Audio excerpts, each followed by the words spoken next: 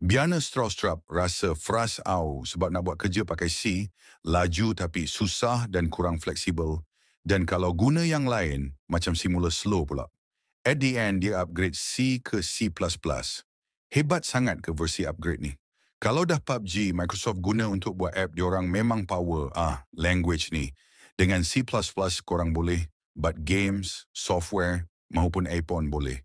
Namun jujur saya cakap dalam cabaran 100 hari ni, kita akan buat yang bertaib sahaja, tak dapat mencipta app sebab kekangan device.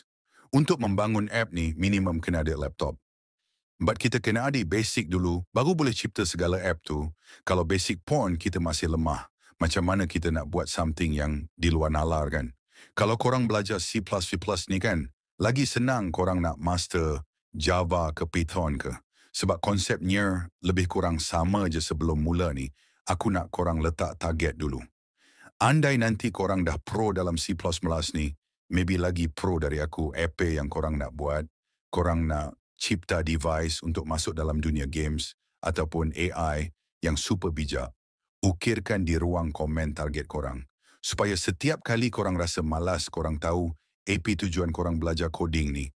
Since aku nak semua orang boleh belajar, tak kira guna phone ke, tab ke, laptop ke, semualah.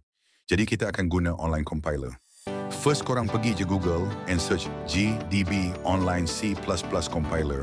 Korang ambil yang atas sekali ni. Okey, sekarang dah display cam ni. Korang boleh try run program ni dengan tekan button run warna hijau kat atas.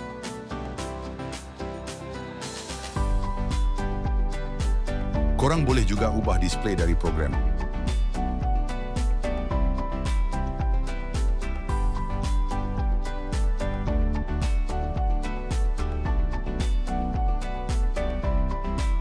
Sekian sahaja untuk hari 1. Terima kasih atas tontonannya dan jumpa esok.